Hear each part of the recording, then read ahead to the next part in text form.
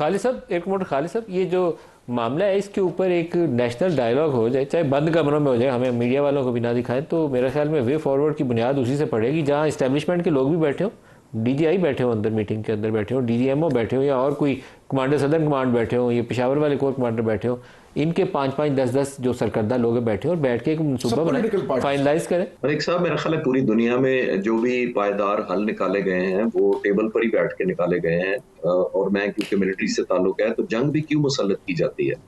जंग इसलिए मुसल्लत की जाती है जो या डिफेंड किया जाता है और बेहतर परफॉर्म करने की कोशिश की जाती है कि आपकी टेबल पर आपकी बेहतर पोजीशन हो। वर्ल्ड वॉर हुई, पीस हुआ, जितनी जंगें हुई आप देख लें, at the end of the day table पर ही होती हैं। सिर्फ जंग इस एक टूल होता है डिप्लोमेसी का एक्सटेंडेड जो आर्म्ड होता है बुनियादी तौर पर। यही एक सिंपल फर्क है कि यानी कि आपको फैसिलिटेट करता है, आपके पॉलिटिशियंस को, आपके पॉलिसी मेकर्स को, आपकी लीडरशिप को एक एडवांटेजेस, बेहतर पोजीशन देता है। अल्टीमेटली बैठना टेबल पर ही पड़ता है। ये हमें ग्रेस दिखाना पड़ेगा कि हमारी जहां जहां कोताहियां हुई हैं, जिस जिस एरिया में रही हैं, उनको एड्रेस पब्लिक में नहीं किया जा सकता, मीडिया में नहीं किया जा सकता, आप सेमिनार टेलीविजन पर नहीं कर सकते डिबेट करके। यही लीडर जो है ऑब्वियसली लोगों की नुमाइंदगी करते हैं, लोगों की तकलीफों को समझते हैं, लोगों की बेहतरी के लिए फिक्रमंद हैं। तो ये अपने सेल्फ, जिसको कहते हैं ना, अना से हट के आगे निकलना पड़ेगा कि अगर जहां पे लोगों को कंट्रीब्यूट आप कर सकते हैं उनकी वेलबींग में, तो दुनिया इन लीडर्स को तब याद रखेगी कि आपने उनकी जिंदगियों में कितना पॉजिटिव इन्फ्लुएंस किया है। मैं अगर स्टूडेंट ऑफ स्ट्रैटेजी या पॉलिटिकल हिस्ट्री का देखता हूं, तो मैंने किसी लीडर को ये नहीं शाबाश देनी कि वो टेलीविजन पर कितना अच्छा लड़ा है जाकर, उसने कितनी गालियां दी हैं दूसरे को, उसने कितना बुरा भला कहा है और मेरा हक कितना बोल दबंग से बोला है। मैंने ये नहीं देखना, मैंने ये देखना है कि आपने इन्फ्लुएंस मेरी जिंदगी पर क्या किया है जब आप इलेक्टेड थे।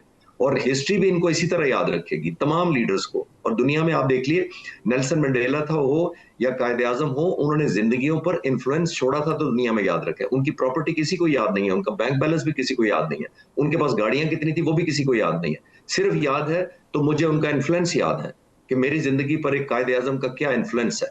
और हम सबको बनना चाहिए। मैं कोई नाउज़ुबिल्लाह नबियों या वलियों की बात नहीं कर रहा कि उन तक पहुंच नहीं सकते हम। मैं 80 साल पुराने हमारे एक लीडर की बात कर रहा हूं पहले की।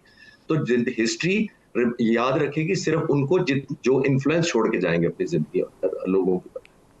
बिल्कुल बिल्कुल बिल्कुल सही कह रहे हैं अफरीदी साहब। एक थोड़ा सा इस डिबेट मेन जो हमारा डिस्कोर्स है उससे थोड़ा सा हट के, 14 अगस्त को इस दफ़ा आप लोगों ने एहतजाज करना है, जश्न मनाना है, यौम आज़ादी है, यौम एहतजाज है, थोड़ा सा फ़र्क मेरे ख्याल में डॉक्टर साहब भी साथ बैठे हैं, आज वाज़े कर ही दें। अच्छा, सबसे पहले तो एयर कोमोडोर मिनट थोड़े हैं, पहले इसका जवाब दीजिए। एयर कोमोडोर साहब का मैं ये कहूँगा कि थ्योरी से निकल के प्रैक्टिकल की तरफ जाना है। Seeing is believing, on ground क्या हो रहा है, ग्राउंड की पल्स देखनी है। अब आते हैं जी 14 अगस्त, पाकिस्तान जिसकी निस्बत ला इलाहा इल्लल्लाह मुहम्मद रसूलुल्लाह से, जो 27वीं रमज़ान, जो हमारा ईमान है, हमारी इज़्ज़त है, हमारी गैरत है, हमारी माँ है। हम इस दिन निकलेंगे, एक हाथ में पाकिस्तान का झंडा, एक हाथ में तहरीक इंसाफ का झंडा। ये मेरा आइन और कानून मुझे हक देता है। पुरअमन पाकिस्तान की सालमियत के लिए दुआएं होंगी। हम निकलेंगे, आज मेरे सेक्रेटरी जनरल ने भी कहा, जश्न मनाएंगे कि एहतजाज करेंगे? जश्न मनाएंगे, एहतजाज के नाम की कोई चीज़ नहीं है, निकलेंगे। ये मैसेज है, मैं बार बार कह रहा हूं, मैंने शुरू ही किया था कि वो लोग सुन लें जो पाकिस्तान को खुदा न खास्ते डिवाइड देखना चाहते हैं। पाकिस्तान एक है अल्हम्दुलिल्लाह, हमारा सब कुछ कुर्बान है। मैं जब मिनिस्टर था तो मैं जब किसी भी बॉर्डर पे जाता था, लाइन ऑफ कंट्रोल पे जाता, eyeball to eyeball, तो मैं ईद वहाँ पे सेलिब्रेट करता था, उनके साथ खड़ा होता था।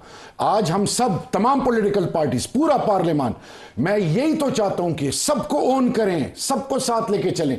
क्योंकि जब फौज का जवान लड़ता है तो वो फौज का नहीं होता, वो पाकिस्तान का बेटा है, वो पाकिस्तान का बेटा है, वो पाकिस्तान का मान है, वो पाकिस्तान की गरूर है।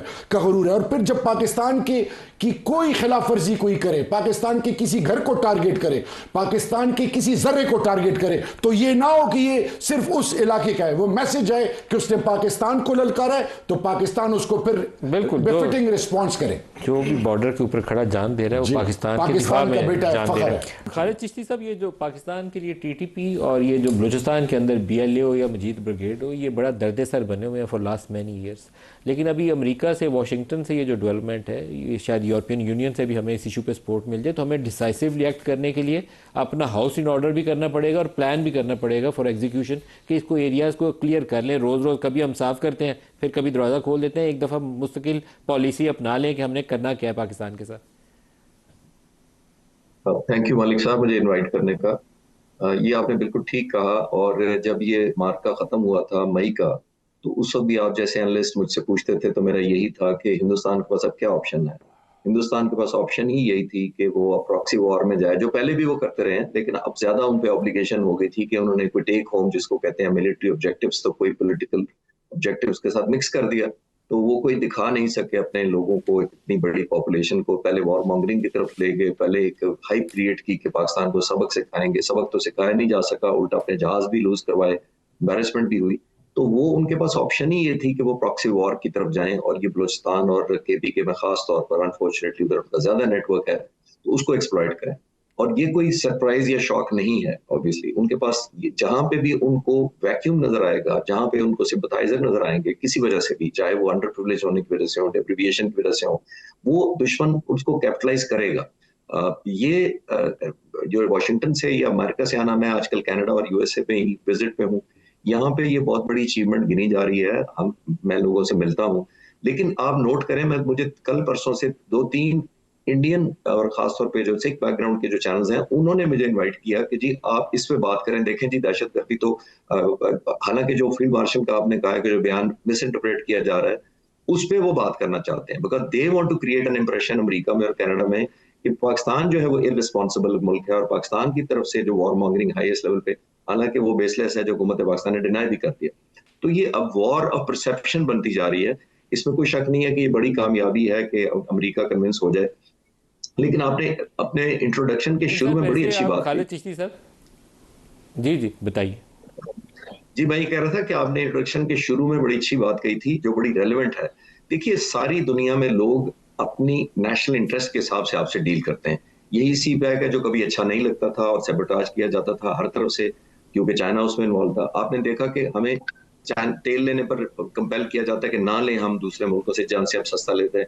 हर मुल्क अपनी नेशनल इंटरेस्ट के हिसाब से करता है। कब बाज दफा वो उन्हीं सेगमेंट्स को प्रमोट करते हैं और फिर ऑब्वियसली डिस्करेज या फाइट बैक भी करते हैं।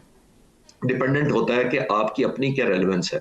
जो लास्ट पॉइंट मेरी तरफ से ये है, ये हम पाकिस्तान के लोगों ने, मुसल्लह अफवाज ने, खासतौर पर पाक फिजाइया ने ये पोजीशन अर्न की है कि दुनिया हमारी रिस्पेक्ट करती है, बिकॉज विक्ट्री हैज वैल्यू। और फिर पावर टॉक्स टू पावर। आपने नोट किया होगा, हम ऑल ऑफ अ सडन नहीं अच्छे हो गए। एक तरफ इंडिया एक्सपोज हुआ है और हमने अब एस्टेब्लिश किया है कि हम रेलेवेंट हैं दुनिया के लिए, और हम फाइट करने के इंटरनेशनल कमिटी ऑफ नेशंस के साथ हम चलने को तैयार हैं, जिसकी वजह से हमारी रेलेवेंस हुई है। लेकिन रेलेवेंस हमने साबित किया। खालिद साहब, लेकिन यही मौका है कि आपको ये टीटीपी, बीएलए और मजीद ब्रिगेड जैसे ग्रुप का सफाया भी करना है, और सियासी मैदान के अंदर भी थोड़ी बहुत, मुकम्मल तो हो ही नहीं सकती क्योंकि अपोजिशन भी अपनी सियासत करेगी, हुकूमत अपनी करेगी, लेकिन थोड़ी बहुत कम से कम जो ट्रस्ट डेफिसिट है ना, उसको ख़त्म करना चाहिए हुकूमत और अपोजिशन के दरमियान, बशमूल इस्टेब्लिशमेंट के साथ। तो ये तीनों पाकिस्तान का हिस्सा है ना, तो इतनी आपस में ट्रस्ट डेफिसिट भी नहीं होनी चाहिए। जी, आई एग्री विद यू। ये जी सिलेक्टिवली नहीं हो सकता या टाइम बार्ड नहीं हो सकता है। मजीद ब्रिगेड या बीएलए और इन तमाम ऑर्गेनाइजेशन के साथ one time, no doubt about it. लेकिन जो अफरीदी साहब कह रहे थे वो भी टेकन इनटू अकाउंट है। जो ह्यूमैनिटेरियन एलिमेंट है, जाहिर है उसको भी ज़हन में रखना चाहिए हमें कि उसकी इम्प्लीकेशन, जो पीस लविंग लोग हैं, और जाहिर है मैं एयरफोर्स में सर्व करने के दौरान केपीके में, बलूचिस्तान में मेरी पोस्टिंग रही है, बहुत मुहिब्बुल वतन लोग हैं इसमें, कोई डेडिकेटेड है। हमने उनकी मुश्किलात को हुकूमत ने ही टेकअप करना होता है और टेक केयर भी करना होता है। और आपकी बात बिल्कुल ठीक है कि हमें क्लियर कट आइसोलेट और डिस्क्रिमिनेट करना पड़ेगा कि मजीद ब्रिगेड कौन है, बीएलए कौन है और हुब्बुल वतन लोग कौन है, और जो वो हैं ऑब्वियसली, और मेजॉरिटी में है, बहुत बड़ी मेजॉरिटी है जो हमारे मुल्क के साथ है, हुब्बुल वतन है और साथ चलना चाहते हैं। तो हमें वन गो में डेफिनेटली करना पड़ेगा, लेकिन वो भी हमें ज़हन रखना पड़ेगा कि वो पेनिट्रेट कर चुके हैं इस हद तक, चाहे वो एक्सप्लॉयटेशन करके या खौफ पैदा करके लोगों में, या उनकी मजबूरियों का फायदा उठाते हुए, वो हमें क्लियर कट लाइन ड्रॉ करनी पड़ेगी। विश या विल वाइज तो definitely I am with you, लेकिन ग्राउंड रियलिटीज को ज़हन में रख के आगे चलना पड़ेगा।